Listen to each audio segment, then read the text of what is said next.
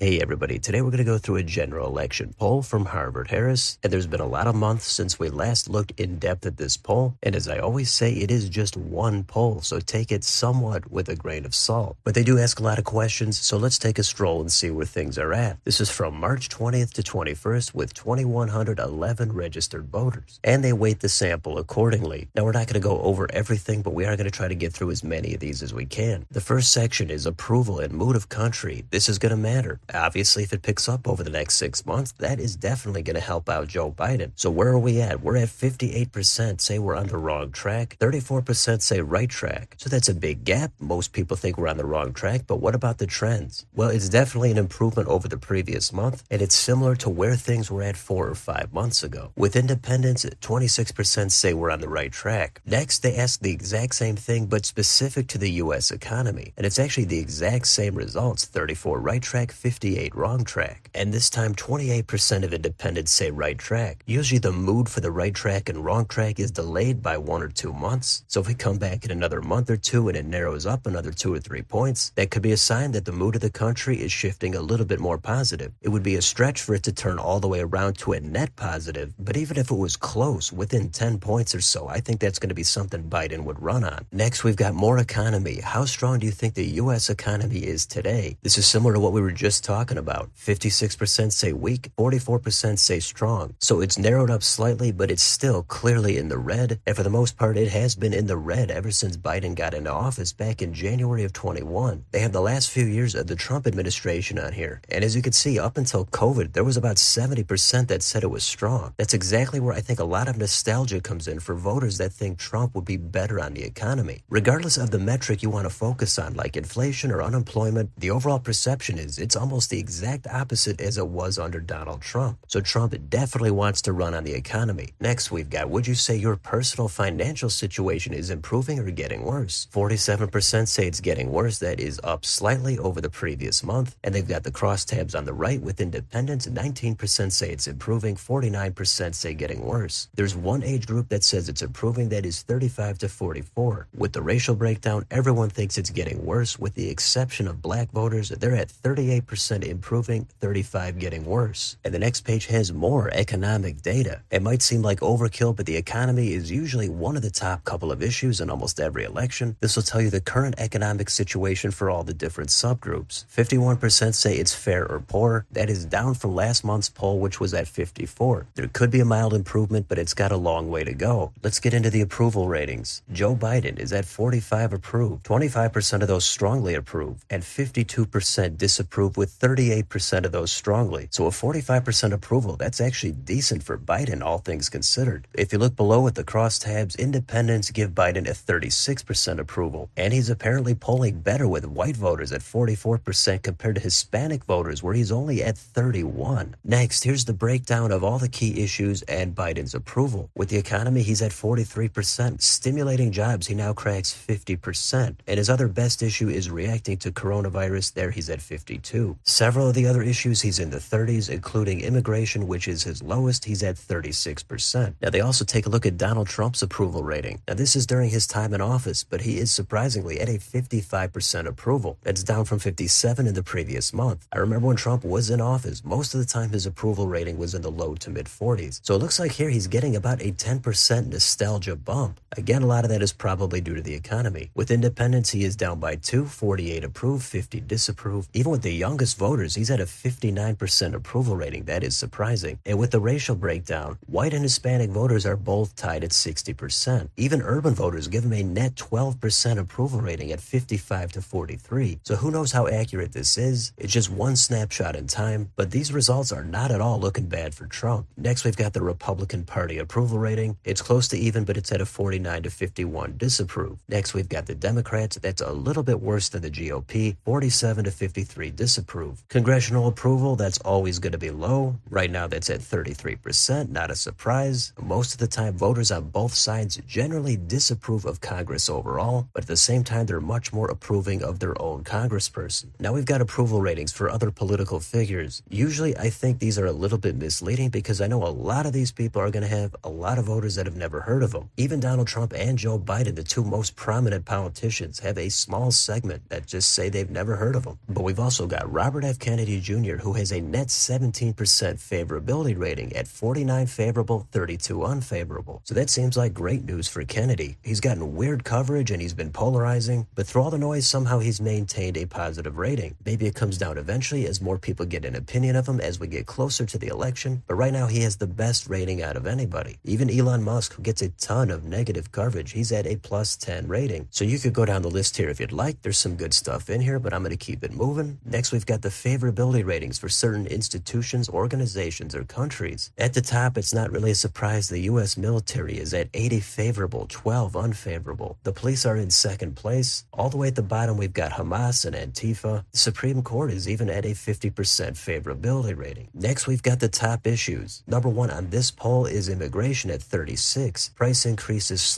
/ inflation is number 2 at 33. Next, we've got economy and jobs, but that is closely tied in with inflation. That's at 23.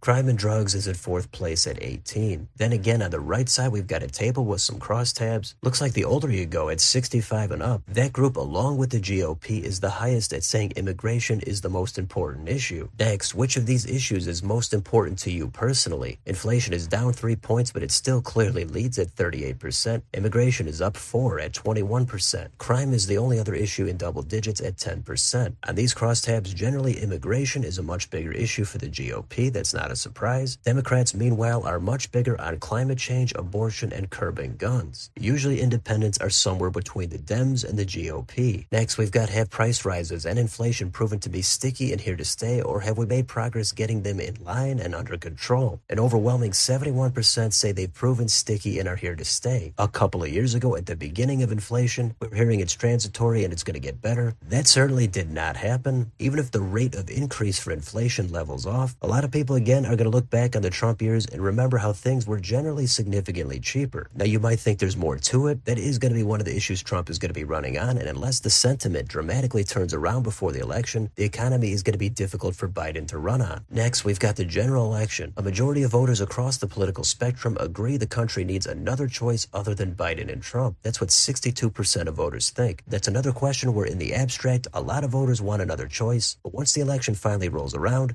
not that many are actually able to go through with it. Half of voters consider an independent, moderate candidate in the event of a Biden-Trump rematch. That number is at 55%, and it's easy to say you'll consider something before it happens, but either way, that big chunk right now does provide an opening for a third-party candidate like Robert F. Kennedy. So here's the head-to-head matchup, Biden and Trump. This time Trump is up 2 points. It says 47 to 44. That looks like 3 points, but I guess with rounding, maybe it comes out to 2. But that is down from the previous poll where Trump was at 48 and Biden was at 42. The right side includes leaners, and Trump is still up by 2, 51 to 49. Independents are split even, 50-50. So things could be narrowing up slightly, or this could just be a general variation in polling from month to month. But either way, if Trump got even close to winning the national popular vote, it would seem like the key swing states would have gone red at that point. So if it's anything like last time, Biden should be up 5 or 6 points if he wants to make sure he's going to beat Trump. Next, we've got a three-way race with Kennedy. Trump was up 7 in the last poll, and this one he's up 3, but it says 41 to 37. Kennedy pulls in 15, 7% are unsure. If you go to the leaners, then Trump is at 43, Biden's at 39, Kennedy at 17. So in this, Kennedy doesn't look like he's in contention to win. That could change. We're only in March. But as of right now, his biggest impact will probably be having an effect between Trump and Biden. And finally, if we go out to a 5-way race, here we also throw in Cornel West and Jill Stein. In the last poll, Trump's lead was at 9. This time it's at 5. He's at 41 to Biden's 36, Kennedy at 14. Stein and West are at 1. But on the right side, if you factor in the leaners, then Trump is up by 4, 43 to 38, Kennedy 15, and it looks like West and Stein are at 2. In that one, independents break for Trump by 5, 36 to Biden's 31, 25 go to Kennedy. So that's it. That's where things are at in this Harvard-Harris poll. There's plenty of other polls out there, but this one has some nice visuals. They break everything down, and if you keep on going, they go way into other specific issues like immigration, Trump's legal issues, funding overseas, etc. So this is just where things are at right now. We got to keep following it over the months and take a look at a variety of polls. Maybe the economic sentiment is getting slightly better. I would think it would have to get a lot better before voters are not so nostalgic for the Trump years economic-wise. So maybe things narrow up in the head-to-head matchup. We'll see what happens, but let me know in the comments, what do you think about this poll? Any key takeaways for you, or do you just disregard the entire thing? Let me know down below on your way out. Don't forget to like, share, and subscribe. Join if you'd like to support the channel. Thanks. for watching, and I'll see you next time.